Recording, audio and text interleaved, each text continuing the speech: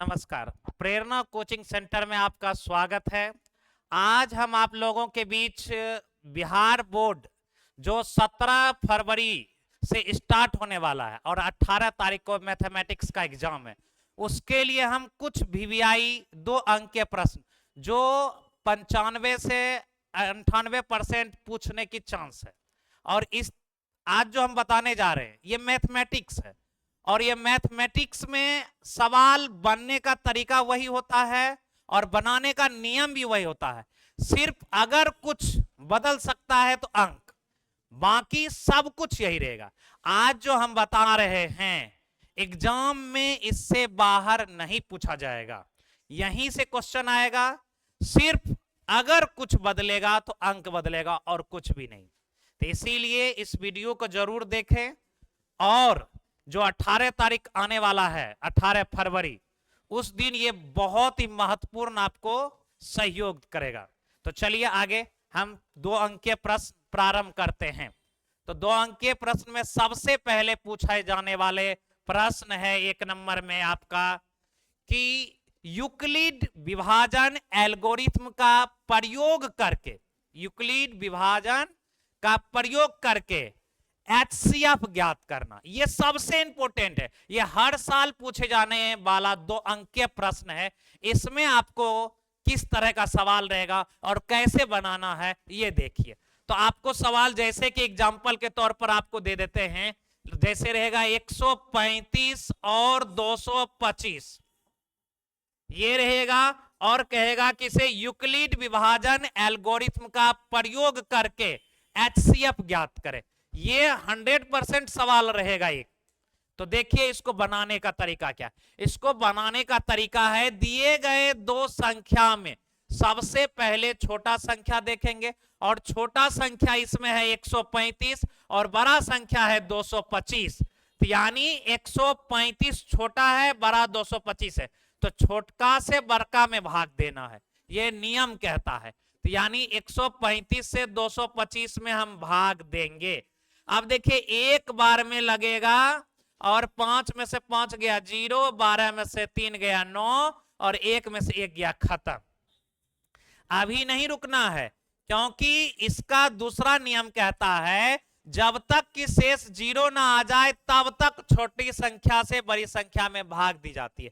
अब देखिए हमारे पास जो संख्या है उसमें अब तय करना है छोटा कौन है। तो छोटा 90 है और बड़ा 135 है, यानी 90 से भाग देंगे 135 में, और 90 से एक बार में लगेगा, अब बचेगा 45। अभी भी देखिए शेष 0 नहीं आया है, तो अब तय करना है 90 छोटा है या 45। तो 45 छोटा है, 45 से 90 में भाग देंगे 2 बार में, यानी 90 कट गया। अब देखिए जिससे पूर्ण रूपेण भाग लग जाएगा वही हमारा HCF कहलाएगा। HCF बराबर 45। कहीं कहीं आपको यह भी लिखा रहेगा यूक्लिड विभाजन एल्गोरिथम का प्रयोग करके मोसो ज्ञात करें। तो ये मत समझना कि मोसो अलग चीज होता है, HCF और मोसो एक ही चीज होता है। वह हिंदी नाम है महत्तम समावर्तक, ये इंग्लिश नाम है HCF। तो चलिए इसी के साथ आगे प्रश्न पर चलते हैं, 2 अंक के प्रश्न पर। अब 2 नंबर, यानी एक हो सकता है आपको दर्शाने वाला दे दिया जाए। दर्शाने वाला बहुत आसान होता है, दर्शाने वाला सवाल में भी आपको हम ट्रिक बताएंगे। दर्शाने वाला सवाल कहेगा कि दर्शाइए कि कोई, आपको लिखा रहेगा 2 नंबर, दर्शाइए कि कोई धनात्मक, विषम धनात्मक पूर्णांक, विषम धनात्मक पूर्णांक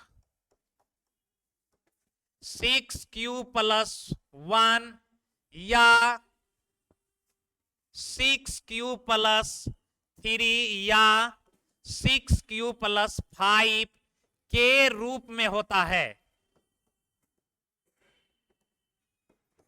है, ये आपको लिखा रहेगा।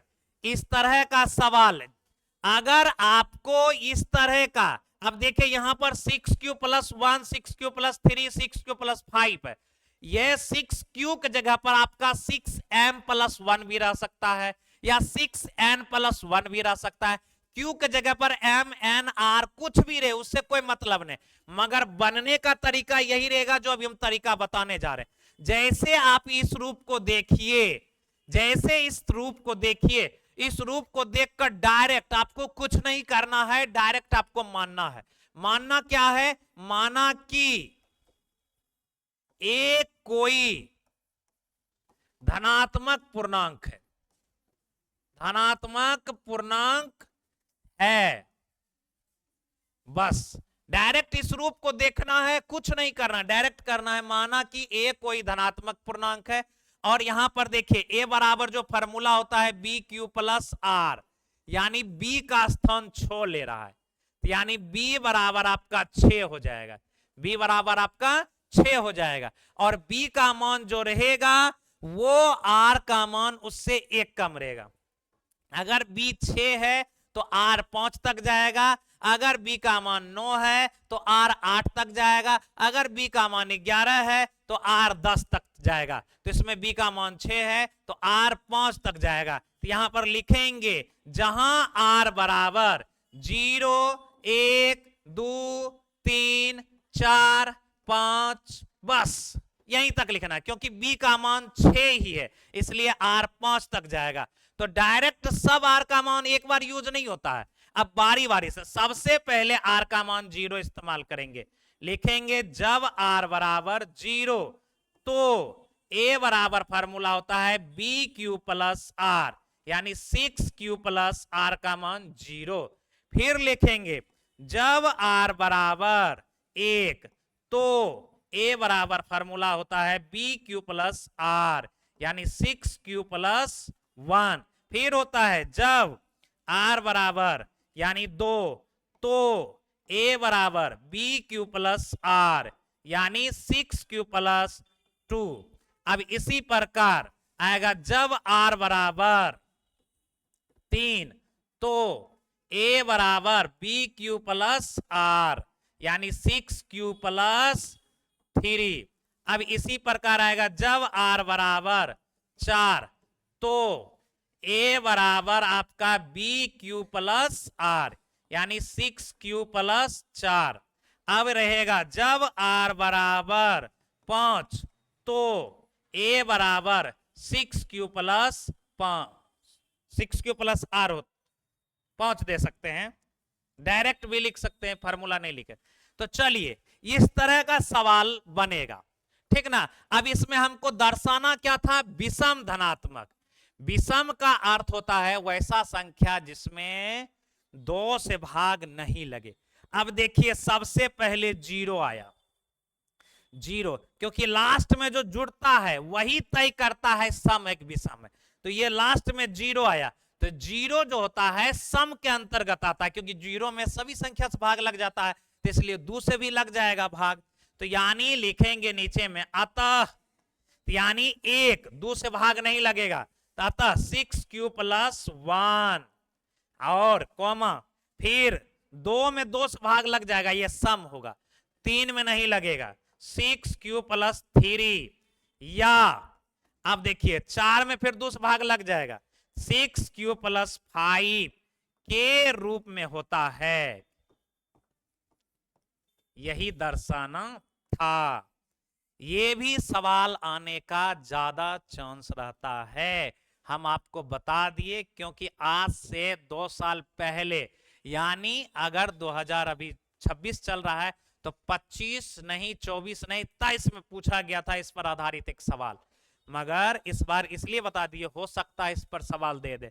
तो आपको कुछ नहीं करना है, 6q plus 1, 6q plus 3, 6q plus 5 रहेगा तो डायरेक्ट बन जाएगा। हो सकता है वहां पर आपको देगा 7m प्लस 1, 7m प्लस कुछ भी, 7m प्लस कुछ भी, तो उसको देखना नहीं है। जैसे इस कैटेगरी में आया तो सबसे पहले माना कि ए कोई धनात्मक पूर्णांक है, फिर देखना अगर 7 है यहां तो बी का मान 7 हो जाएगा, अगर यहां पर 8 है तो बी का मान 8 हो जाएगा, जो भी रहेगा। और हमेशा आर बी से 1 कम होता है, हमेशा आर जो होता है बी से एक कम होता है।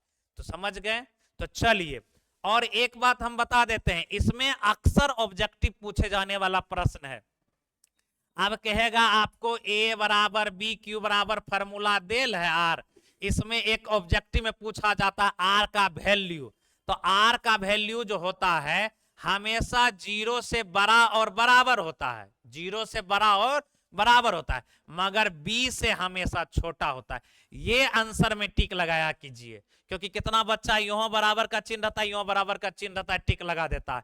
हमेशा आर बी से एक कम होता है, इसलिए आपको ऑब्जेक्टिव में जहां पर भी जीरो से बड़ा बराबर आर और बी से छोटा आर नजर आएगा वही ऑप्शन में टिक। ये बहुत हर साल लगभग लगभग में पूछ ही लेता है ऑब्जेक्टिव में, इसलिए इस चीज को मतलब मेन पॉइंट बनाकर आप कॉपी में नीचे इस सवाल के नीचे लिख सकते हैं, ठीक ना।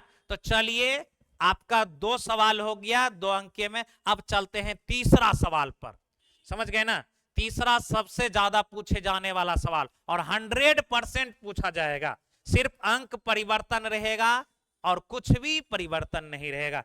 जैसे में आपसे पूछा जाएगा कि एक नंबर दे देगा, एक नंबर दे देगा, जैसे नंबर रहेगा 140 का, कहेगा अभाज्य गुणनखंड, अभाज्य गुणनखंड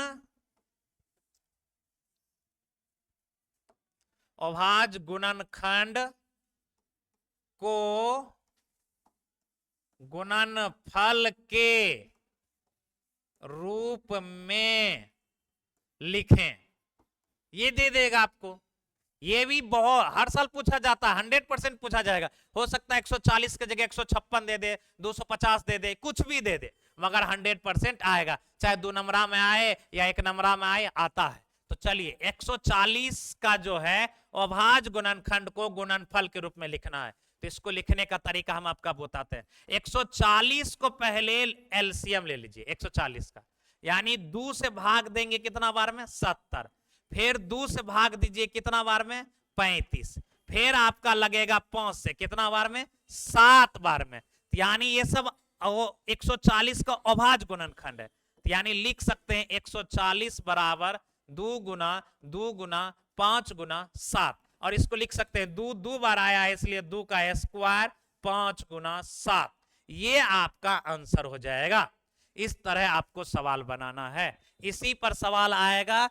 केवल और केवल अगर कुछ परिवर्तन होगा तो 140 के जगह पर 156 रहेगा, 240 रहेगा, 170 रहे, कुछ भी रहे, उससे कोई मतलब नहीं है। बनने का तरीका यही है, आप देख लीजिए, सिर्फ आप तरीका सीख लीजिए और उसका हेडलाइन जरूर पढ़िएगा 102 बार, क्योंकि ये वाक्य से ही आपको पता चलेगा कौन सवाल कैसे बनेगा।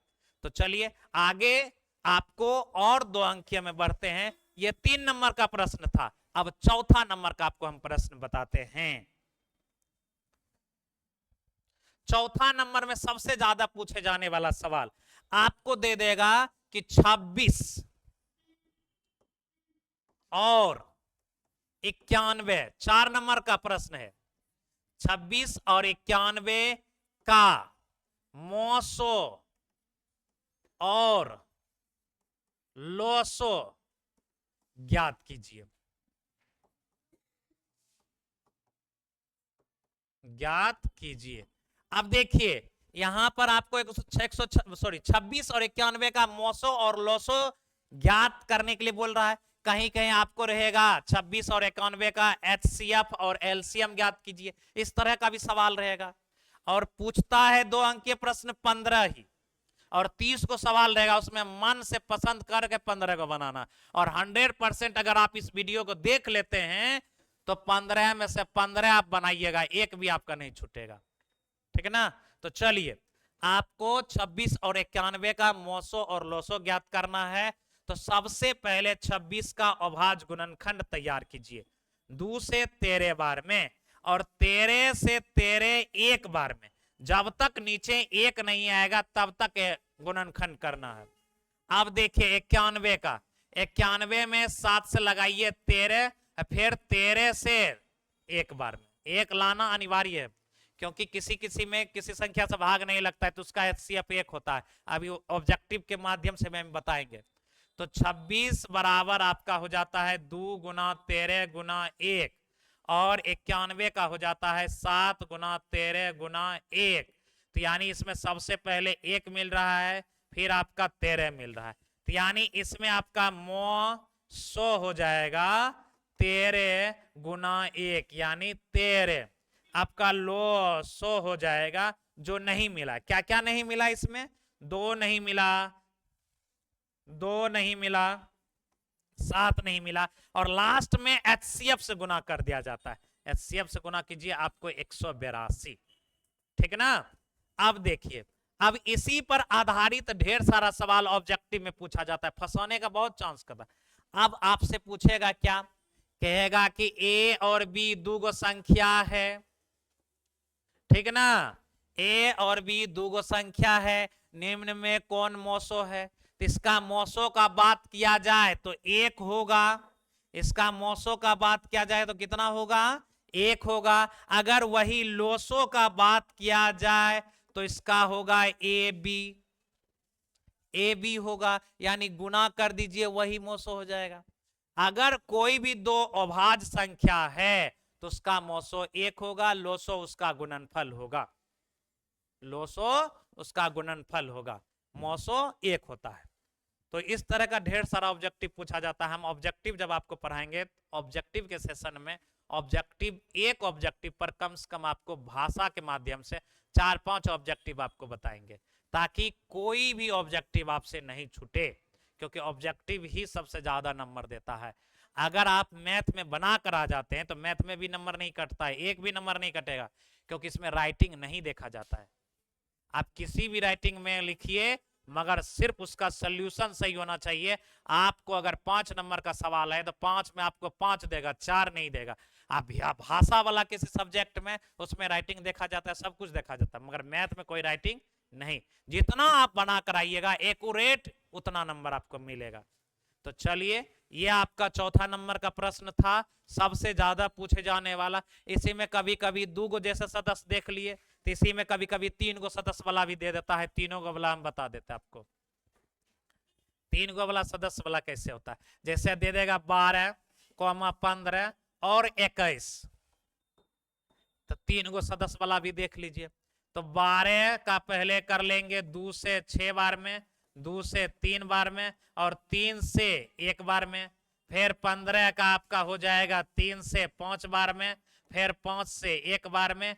फिर 21 का देख लीजिए, 3 से 7 बार में, फिर 7 से 1 बार में।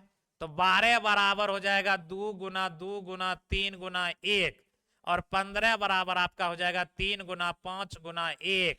आपका 21 बराबर हो जाएगा 3 गुना 7 गुना 1। अब सबसे पहले तीनों में 1 मिल गया, फिर तीनों में 3 मिल गया, आपका मौसो बराबर हो जाएगा 3 गुना 1 यानी 3, और लोसो बराबर हो जाएगा आपका यानी 2 गुना 2 गुना 5 गुना 7, लास्ट में 3 से गुना कर दीजिए, 420 होगा इसका। इस तरह का सवाल 2 गो वाला रहेगा तो ऐसे, 3 गो वाला ऐसे, ठीक ना। और जानते हैं मौसो और लोसो में भाषा वाला भी पूछ देता है। अगर सबसे ज्यादा, अगर चक्कर लगाने की बात कहा कि एक ही प्रारंभिक बिंदु से दौड़ना स्टार्ट किया, फिर एक ही बिंदु पर आकर मिल गया, इस कंडीशन में आप लोसो ज्ञात कर लीजिए, इस कंडीशन में आप लोसो ज्ञात कर लीजिएगा। और जिसमें आपसे मांगा जाएगा कि हमारे पास इतना लट्ठा है, उसको 8-8 करके समूह में बांटते हैं, तो कौन से समूह में सबसे ज्यादा लट्ठा पाया जाएगा, इस कंडीशन में आप एचसीएफ निकाल लीजिएगा। यानी भाषा वाला का सवाल रहेगा तो एक ही बिंदु से चला, एक ही बिंदु पर आकर मिल गया, तो उसमें आप लोसो ज्ञात कर सकते हैं, भाषा वाला सवाल रहेगा। और अगर जिसमें अधिकतम मांगेगा कि अधिकतम क्या होगा मान, तो उसमें आप एचसीएफ निकाल लीजिएगा। तो चलिए आगे 5वां नंबर सवाल, इसी पर सबसे अधिक पूछे जाने वाला सवाल बताते हैं। सवाल पूछने का तरीका देखिए, क्या पूछेगा, कहेगा एचसीएफ 306, 657 बराबर 9 हो तो एलसीएम 306, 657 ज्ञात कीजिए। इस तरह का भी सवाल आपको देल रहेगा। अब इसमें आप देखिए, इसमें एचसीएफ देल है, एलसीएम ज्ञात करना है। किसी में एलसीएम देल रहेगा, एचसीएफ ज्ञात करना है। दोनों बात एक ही है। एचसीएफ देल रहेगा, एलसीएम ज्ञात करना है, तो एक ही बात है। एलसीएम देल है, एचसीएफ ज्ञात करना, एक ही बात है। वही रूल लगेगा। अगर दो गो संख्या में से एगो संख्या देल है, एगो संख्या गायब है, तो उसमें भी यही तरीका लगेगा। देख लीजिए आपको इसमें, तो यानी इसमें 306 है और 657 है, ठीक ना। और एचसीएफ कितना है, कितना एचसीएफ है, 9 है। एलसीएम हमको ज्ञात करना, वाट। तो इसका फार्मूला एक होता है, दो संख्या का गुणनफल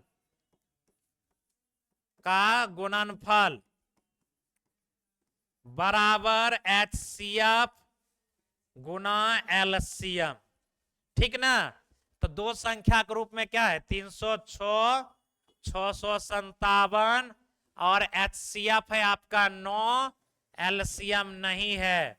तो 9 इधर गुना में, इधर आके भाग में, 306 गुना 657 बटे 9 बराबर एलसीएम। ये 34 बार में कट जाता है, एलसीएम बराबर हो जाएगा 34 गुना 657। आप गुना कर दीजिए, एलसीएम निकल जाएगा। अगर इसी जगह दो गो संख्या है, एगो संख्या गायब रहेगा, कहेगा कि एगो संख्या 24 है, दूसरी संख्या ज्ञात करना है, इसका एचसीएफ इतना, एलसीएम इतना। तो जो संख्या दूसरी संख्या ज्ञात करना है, तो उसके जगह पर एक्स दे दीजिएगा। तो इधर यानी ये एक्स रहेगा दूसरी संख्या, तो गुना उधर भाग में चला जाएगा, ऑटोमेटिक दूसरी संख्या निकल जाएगा। इसी फार्मूला पर वो भी बन जाएगा, ठीक ना। और इस तरह का सवाल इस पर देखा जाता है। अब सबसे ज्यादा पूछे जाने वाला सवाल है, सिद्ध कीजिए कि √3 एक अपरिमेय संख्या। 100% एक आता है। अब देखिए, इसमें भी 3 कैटेगरी होता है। अगर एक पदी है तो उसके लिए अलग नियम है, द्विपदी है तो उसके लिए अलग नियम है। तो अब चलिए, सबसे पहले आज सीखेंगे एक पदी वाला सिद्ध करने के लिए अपरिमेय संख्या, ठीक है ना। तो चलिए देखते हैं। अगला नंबर, कितना नंबर, तो चलिए लिखल रहेगा, सिद्ध कीजिए √3 एक अपरिमेय संख्या है। ये आपको सवाल रहेगा। तो अब इसको सिद्ध करने के लिए सबसे पहले मानना पड़ेगा, माना कि, अब सिद्ध क्या करना है इसको, अपरिमेय। तो मानेंगे क्या, माना कि √3 एक परिमेय संख्या है, एक परिमेय संख्या है। तो अब जब इसको परिमेय मान लिए, तो वास्तव में जो परिमेय होता है p/q के रूप में होता है। तो p/q के रूप में परिमेय होता है। तो ये परिमेय, ये भी परिमेय, तो बराबर में √3। अब लिखेंगे दोनों ओर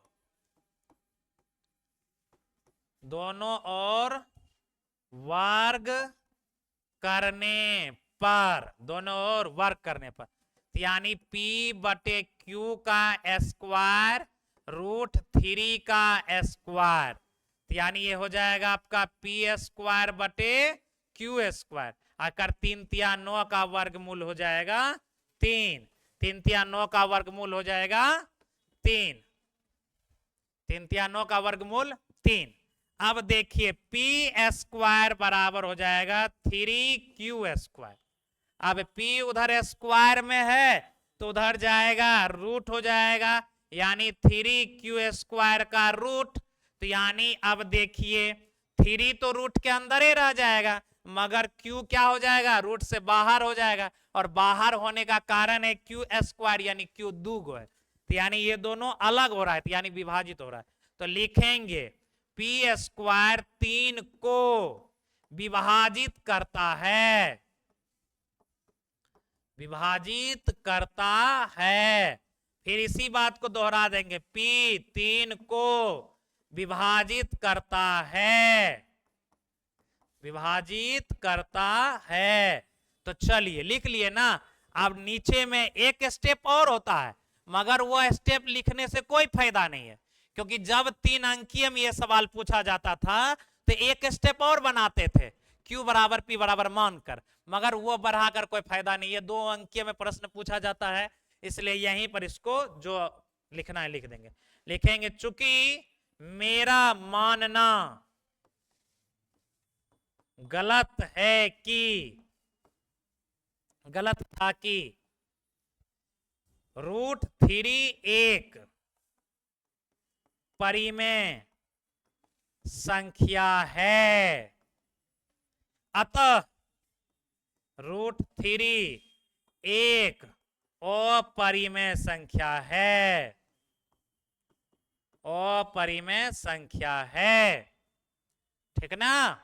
ये आप लिख दीजिए। 2 अंकीय प्रश्न के लिए काफी हो गया।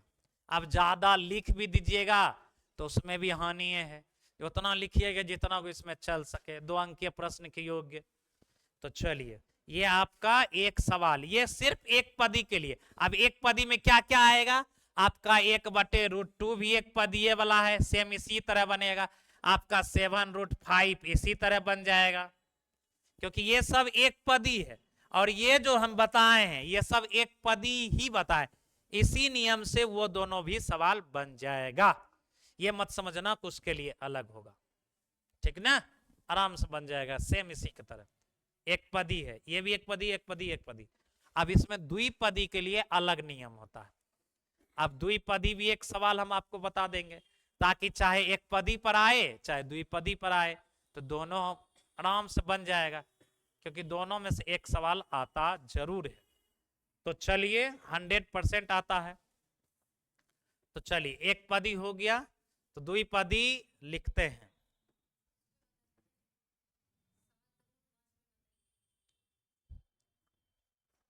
अच्छा, तो चलिए, तो यानी द्विपदी वाला देखते पहले। इसी में आपको हम द्विपदी दिखाते हैं। द्विपदी में क्या दिखाना है देख लीजिए। सिद्ध कीजिए कि 5 + 2√3 एक अपरिमेय संख्या है, अपरिमेय संख्या है। तो चलिए, तो सबसे पहले इसमें माना, फिर इसमें भी माना कि 5 + 2√3 एक परिमेय संख्या है। और वास्तव में परिमेय किस रूप में होता है? P/Q के रूप में। तो 5 + 2√3। अब इसमें होता क्या है, इसमें जो रूट में है सिर्फ उसी को उधर ले रखिएगा, बाकी सबको इधर ले आइए। 5 इधर प्लस में इधर आके माइनस में हो जाएगा। 5 P/Q - 5 बराबर 2√3। इसके नीचे नहीं कुछ तो एक और Q का एलसीएम Q, यानी Q दे दिए P- 1 से Q में Q 5Q बराबर 2√3। 2 इधर गुना में इधर आके भाग में, P - 5Q बटे 2Q अब बराबर √3। इसको ले लेंगे समीकरण फर्स्ट। अब यहां पर लिख लेंगे समीकरण फर्स्ट से हमें ज्ञात होता है कि मेरा मानना गलत था कि 5 + 2√3 एक परिमेय संख्या है, एक परिमेय संख्या है। अतः 5+2√3 एक अपरिमेय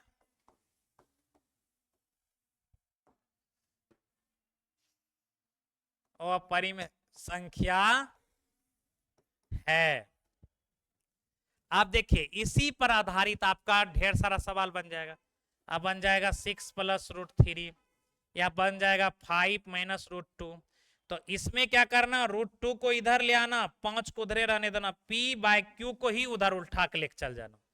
माइनस वाला में बच्चा फंस जाता है कि इधर ही प्लस में तो इधर माइनस में, फिर उधर -√2 बचिए जाता है। तो इसमें फंसना नहीं, √2 को उठा के इस पर ले आना, √2 को उठाकर इस पर ले आना, P/Q को डायरेक्ट उठा के माइनस में उधर लेकर चल जाना। आपका माइनस गायब हो जाएगा और बन भी जाएगा, फंसिएगा नहीं, क्योंकि इसी में सबसे ज्यादा माइनस वाला में बच्चा फंसता है। तो ये इसी तरह सब बनेगा। ये द्विपदी वाला है, तो इस तरह सवाल होगा। अब चलिए आपका अगला सवाल शांत और अशांत से रिलेटेड रहेगा। शांत और अशांत का ट्रिक सीख लीजिए। आप ऑटोमेटिक देखकर बता सकते हैं कौन शांत है कौन अशांत है, ठीक ना। फिर आगे बढ़ेंगे और जो भी सवाल यहां पर बताया जा रहा है उसका आने का 95% है। 100% मानिए आएगा, सिर्फ अंक अलग रहेगा, इसलिए उसको 95 लेकर चलते हैं, क्योंकि गणित है, गणित में अंक 1 से अनंत तक होता है। हमने यहाँ 5 लिया, हो सकता है वो 6 ले ले, हो सकता है 7 ले ले, संख्या में अंतर हो सकता है, मगर बनाने के तरीका और सवाल पूछने का तरीका में कोई अंतर नहीं रहेगा। यहीं से सवाल आपका पूछा जाएगा और यही सवाल पूछा जाएगा, इसलिए इसे मन से देखें और अच्छे तरीके से देखिए। आपको 100% 100 में 90+ आ सकता है इस वीडियो को सिर्फ देखकर। तो चलिए अगला सवाल। तो आगे शांत अशांत, शांत होने का 3 गो कंडीशन, बाकी में अशांत होता है। 3 गो कंडीशन क्या है कि हर का गुणनखंड कीजिए, हर का अभाज्य गुणनखंड निकालिए, और उस अभाज्य गुणनखंड में अगर सिर्फ 2 2 आ रहा है तो उस कंडीशन में आपका शांत हो जाएगा, और सिर्फ अगर 5 5 आ रहा है तो इस कंडीशन में भी क्या हो जाएगा, शांत हो जाएगा। या क्या हो जाएगा, 2 5 आ रहा है तो इस कंडीशन में भी शांत हो जाएगा। तो हाँ एक बात और, तो चलिए इसमें एक और है कि जब आपको नीचे वाला का अभाज्य गुणनखंड लीजिएगा तो पहले देख लीजिएगा ऊपर नीचे वाला कटबो करेगा, काट दीजिएगा, नहीं तो एक्सरसाइज 1.4 में क्वेश्चन नंबर 8 ऐसा सवाल है जो बच्चा को फंसा देता है। जैसे है क्या जानते हो, 6/15। अब 15 का कहते हैं एलसीएम लेता है तो कहता है कि सर 3 और 5 आया, तो ये तो अशांत हो जाएगा। और मगर वास्तव में ये शांत है, क्यों, क्योंकि 3 दूना 6 हो जाता है, नीचे में आ जाता है 5, 3 5 5 15, तो यानी नीचे में 5 आया, ये शांत होता है। अब अगर ऐसे डायरेक्ट अभाज्य गुणनखंड निकालिएगा तो ये अशांत के दृष्टिकोण में आ जाता है। इसीलिए हम बोल दिए पहले अगर कटने वाला है तो काट दीजिए, और काटने के बाद जब नहीं कटेगा तब आप हर का अभाज्य गुणनखंड निकालिए। अगर अभाज्य गुणनखंड में सिर्फ 2 आ रहा है तो शांत होगा, या सिर्फ 5 आ रहा है तो शांत होगा, या 2 5 है सिर्फ तो अशांत, सॉरी शांत होगा। इसी 3 कंडीशन में शांत होता है, बाकी जितना भी जो भी आ जाए वो शांत हो जाएगा। तो चलिए तो देखते हैं, जैसे में 13/31 25, अब ये दोनों कटने वाला नहीं है तो डायरेक्ट इसके हर का एलसीएम लेंगे। 31 25 यानी 5 से लगेगा 625, फिर 5 से लगेगा 125, फिर 5 से लगेगा 25, फिर 5 से लगाएंगे 5, तो ये कंडीशन में ये हो जाता है शांत, क्योंकि सिर्फ 2 आ रहा है, सिर्फ 2 आ रहा है, यानी ये आपका सवाल हो गया। तो ये बनाना है, शांत तो शांत में अक्सर आपको ऑब्जेक्टिव में नजर आएगा। तो चलिए आगे बढ़ते हैं सवाल की ओर। अब आने का सबसे ज्यादा और 100% आता है, शून्यांक ज्ञात कीजिए। और किसका शून्यांक, x² - 2x - 8 का शून्यांक ज्ञात करें। शून्यांक ज्ञात करें। ये अक्सर सवाल आता है, शून्यांक ज्ञात करें। अब शून्यांक ज्ञात करने के लिए, शून्यांक ज्ञात करने के लिए सबसे पहले दिए गए बहुपद को शून्य के बराबर करते हैं। तो बहुपद क्या दिया गया है, x square minus 2x minus 8 बराबर 0, ठीक ना। अब इसमें क्या करेंगे, ई दोनों का गुणा कर लीजिए, एक्स स्क्वायर इंटू 8 तो हो जाएगा 8x स्क्वायर। तो आराम से पहला को उतार दीजिए, 8 का एलसीएम लीजिए, 2 से 4 बार में, फिर 2 से 2 बार में। जब देख रहे हैं एक ही रंग संख्या आया है तो लंबत वाला को अलग गुना कीजिए 4, ये जो नीचे वाला है उसको अलग रखिए, और दोनों में बड़ा कौन है 4, तो यहां पर जो चिन्ह है वही उतरेगा, 4x देंगे, फिर वहां पर देंगे, फिर माइनस 2x देंगे, ये माइनस 2x। अब देखिए ये भी माइनस में, ये भी माइनस में, दोनों जुट जाएगा, 4 2 कितना हो जाएगा 6। हमको पुराना है 2, तो इसलिए यहां पर चिन्ह को क्या कर देंगे, बदल देंगे। इसको कभी नहीं बदलिएगा क्योंकि ये वही उतरता है जो ऊपर में है, इसको आप बदल दीजिए, ऑटोमेटिक पुर जाएगा। अब माइनस 8 बराबर 0, इसमें आप कॉमन लीजिए, x आएगा कॉमन, यानी x कॉमन लीजिएगा तो x माइनस हो जाएगा 4। अब इसमें कॉमन लेने का तरीका है, इससे अगर भाग लग रहा है तो कॉमन इसी को ले लीजिए, अगर भाग नहीं लग रहा है तो कॉमन 100% एक आएगा, यानी 2 से 2 कट गया, x बचेगा, 2 से 8 4 बार में कट गया, बराबर 0। एक बार x माइनस, ये दोनों में से एक बार लेंगे, एक बार बाहर वाला लेंगे, x प्लस 2 बराबर 0, माइनस 4 उधर प्लस 4, इधर प्लस में 2 उधर जाके माइनस। और इतने को नहीं, ये हो गया 3 पदी वाला में, 2 पदी में भी 2 तरीका से पूछता है, उसमें बच्चा अक्सर फंस जाता है। जैसे पूछेगा आपको 4u स्क्वायर माइनस 8u का शून्यांक, इसका भी शून्यांक के मांगेगा, तो शून्यांक निकालने के लिए डायरेक्ट इसको 0 के बराबर कीजिए, इसमें डायरेक्ट कॉमन लीजिए 4u, 4 खत्म, u से एगो u खत्म, एगो u बचा, 4 से 8 खत्म, 2 बार में u से u खत्म, बराबर 0। अगर द्विपदी है और दोनों में चर है तो बनने का तरीका डायरेक्ट कॉमन लेकर, एक बार 4u बराबर 0, एक बार u माइनस 2 बराबर 0, 4 इधर गुना में, उधर जाके भाग में, 0 में भाग देगा 0, इधर माइनस में, उधर जाके प्लस में। एक और है, और क्या है, टी स्क्वायर माइनस 3, कहेगा इसका भी शून्यांक निकालिए, तो इसके बराबर डायरेक्ट 0 कीजिए, इधर माइनस में और उधर जाकर प्लस में, इधर स्क्वायर उधर जाके रूट, और जब भी रूट जाता है अपने साथ प्लस माइनस लेकर जाता है, इसलिए एक बार t बराबर प्लस रूट 3 हो जाएगा, एक बार t बराबर हो जाएगा माइनस रूट 3। यानी शून्यांक अगर ज्ञात करने के लिए बोला जाएगा तो इसी तीनों कैटेगरी में आपको सवाल दिया जाएगा। हम शून्यांक की दृष्टि से देख रहे हैं तो यही तीनों कैटेगरी अक्सर शून्यांक निकालने के लिए दिया जाता है। और इसमें क्या पूछने का चांस है वो भी बता देते हैं ऑब्जेक्टिव में। आप कहेगा आपको शून्यांक, आप दे रही बहुपद, कहेगा शून्यांकों का योग ज्ञात कीजिए। शून्यांकों का योग का मतलब होता है शून्यांकों का योग, यानी अल्फा जोड़ बीटा बराबर होता है माइनस बी बाय ए। और एक पूछेगा शून्यांकों का गुणनफल, ये भी पूछा जाता है गुणनफल, यानी अल्फा इंटू बीटा, इसका सी बाय ए।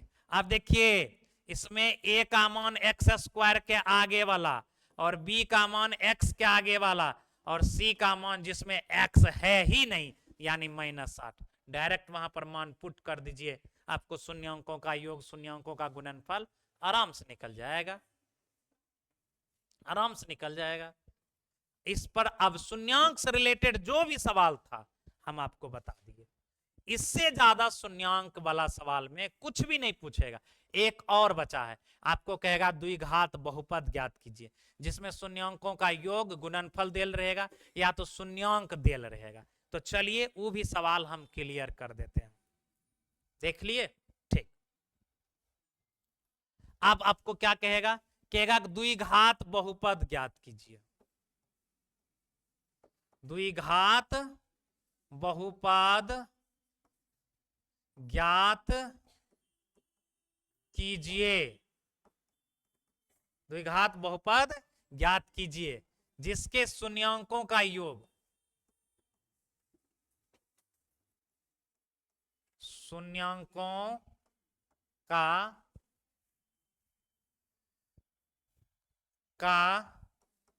योग तथा गुणनफल क्रमशः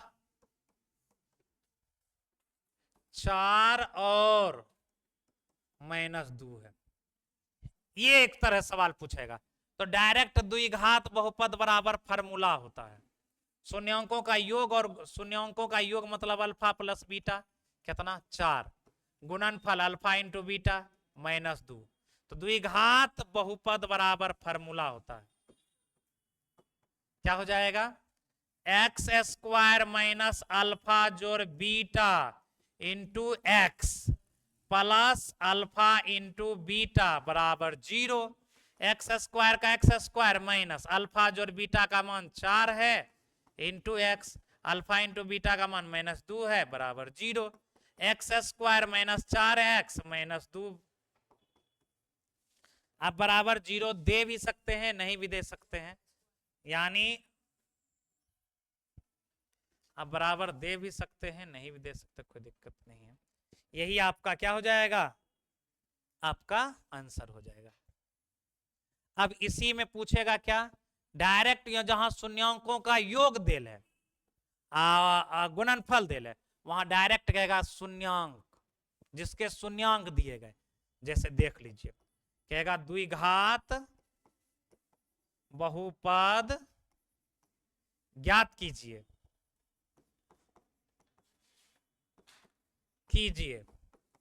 जिसके शून्यांक 3 और शून्यांक क्रमशः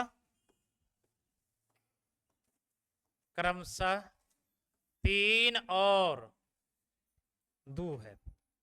इसमें डायरेक्ट अल्फा और बीटा का मान दे ले, शून्यांकों का योग नहीं है, शून्यांक है, यानी अल्फा का मान हो जाएगा आपका 3, बीटा का मान हो जाएगा 2। तो आराम से द्विघात का फार्मूला इस्तेमाल कीजिए। द्विघात बहुपद का एक्स स्क्वायर माइनस अल्फा जोड़ beta plus alpha into beta. X square minus alpha का मान 3 प्लस 2 इंटू एक्स प्लस 3 गुना 2 हो जाएगा एक्स स्क्वायर माइनस 5x 3 दूना 6। अगर शून्यांक दे देगा, इससे ज्यादा शून्यांक से रिलेटेड कोई सवाल आपको नहीं रहेगा। आपका पहला और दूसरा चैप्टर से पूछे जाने वाला VVI जो प्रश्न है वो हम आपको बता दिए हैं। अब शेष 2 चैप्टर का कल हम बताएंगे। इसी तरह हम डेली 2-2 चैप्टर का VVI प्रश्न बताते रहेंगे। तो आप बने रहिए इस चैनल पर ताकि आप इसे पढ़कर लाभ एग्जाम में उठा सकते हैं। धन्यवाद।